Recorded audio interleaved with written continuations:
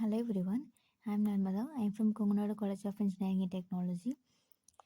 Today we will explore some basic knowledge about the process management in OS, and we know the how OS manages process or how handle the processes efficiently. Let us start it. First, we have to know what is the process management. It is nothing but it has to understanding how one OS manages processes efficiently in the process or a task. And then we have the introduction in this part. uh, in a single tasking system, it can able to run a single process at a time, but in a multi programming and multitasking, it able to run a multiple process and need to share CPU and resources. And then the OS ensure process synchronization and CPU utilization. And we have the small comparison in the slide. There are the CPU bound versus the input output bound processes.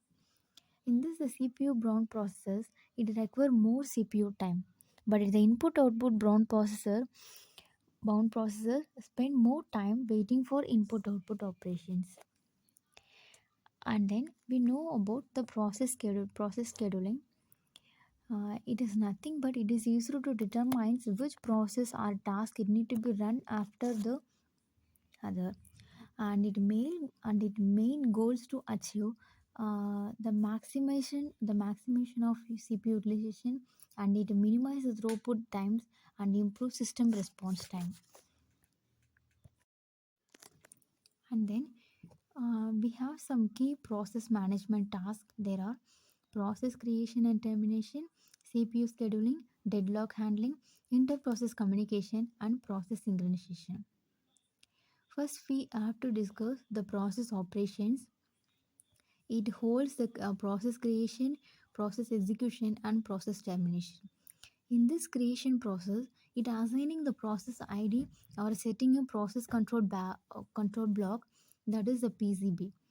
And in the process execution, it moving to ready queue and waiting queue or being blocked. And then the termination part, it is releasing all the allocated resources. For this structure, like it first create the process, and it need to execute one, and finally it terminate the node or it terminate the process that need to be executed.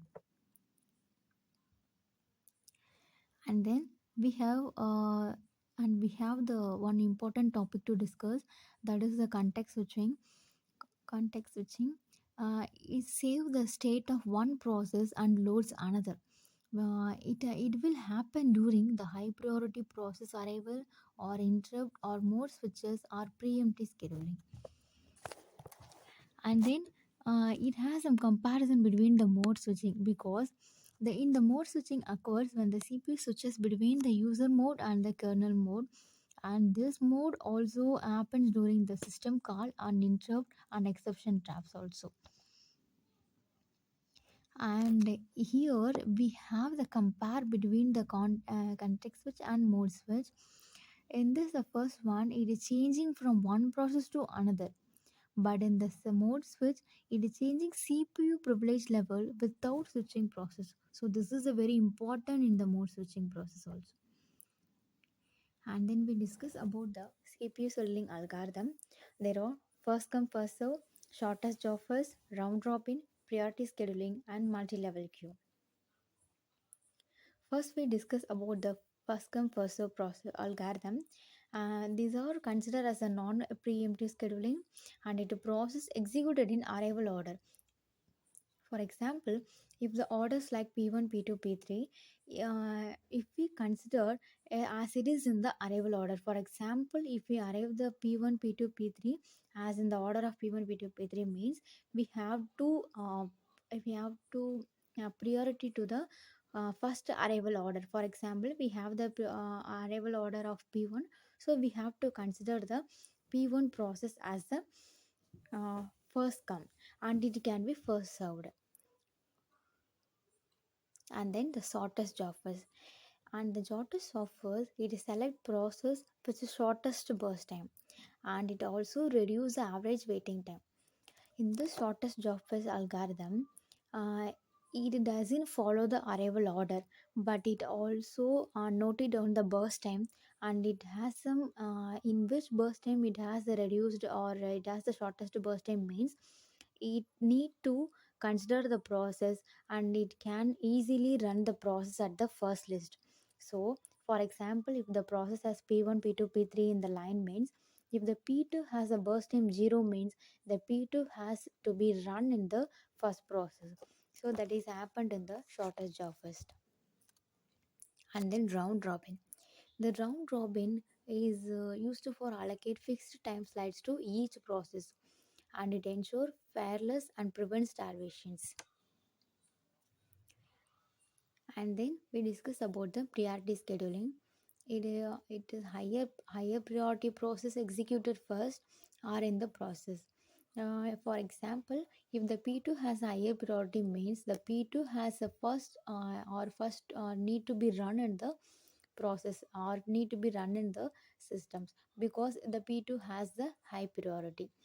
And then the priority can be based on important or resource needed. And then it has some advantages. There are, it run multiple programs and ensure fair resources uses and enable process isolation. And it has some disadvantages. There are the system overload, increased content switching, and deadlocks and complexity. For in this the system overload, in the process management have to face the system overload problems, and it need to increase in the content switching problems, and it has some deadlocks. So it decide to or it need to confuse us which process or which tasks need to be first, or it need to be processed which one process are in the ready queue.